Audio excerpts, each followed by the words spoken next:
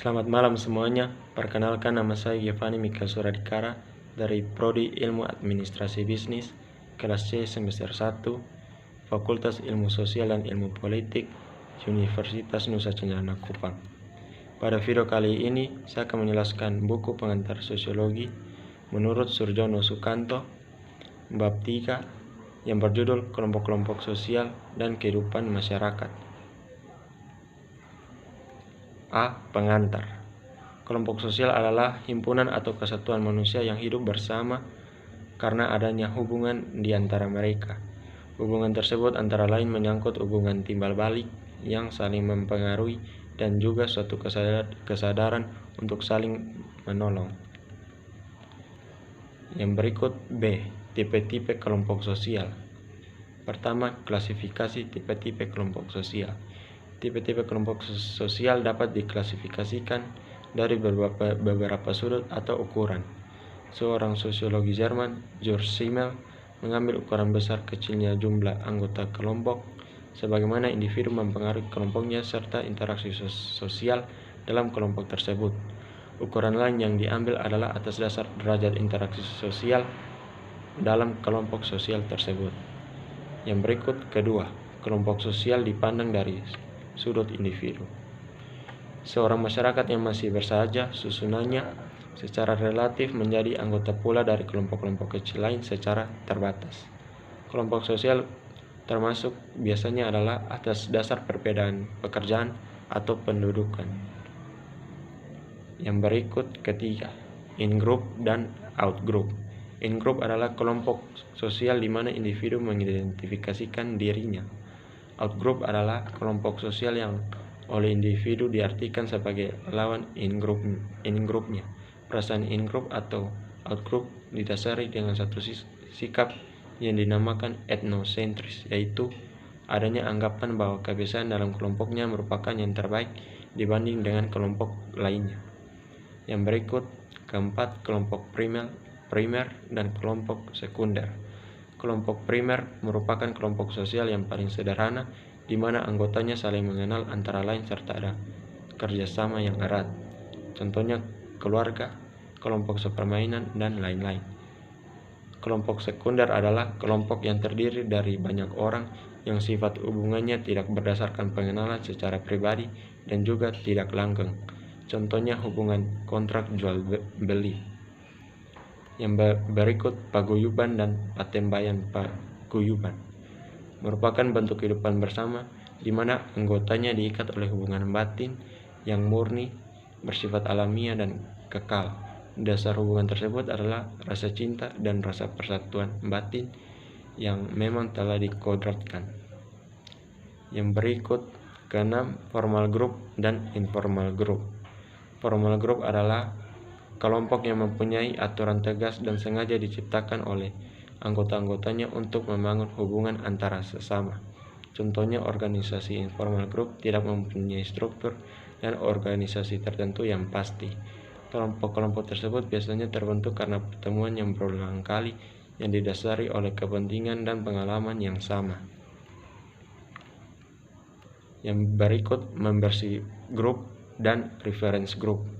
Membership group merupakan suatu kelompok yang dimana setiap orang secara fisik menjadi anggota kelompok tersebut. Reference group ialah kelompok-kelompok sosial yang menjadi acuan bagi seseorang untuk membentuk pribadi dan perilakunya. Yang berikut kedelapan, kelompok okupasional dan volunteer. Kelompok okupasional adalah kelompok yang muncul karena semakin memudarnya fungsi kekerabatan, di mana kelompok ini timbul karena anggotanya memiliki pekerjaan yang sejenis.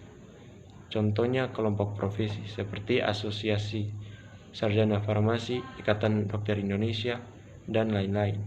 Kelompok volunteer adalah kelompok orang yang memiliki kepentingan sama namun tidak mendapatkan perhatian masyarakat.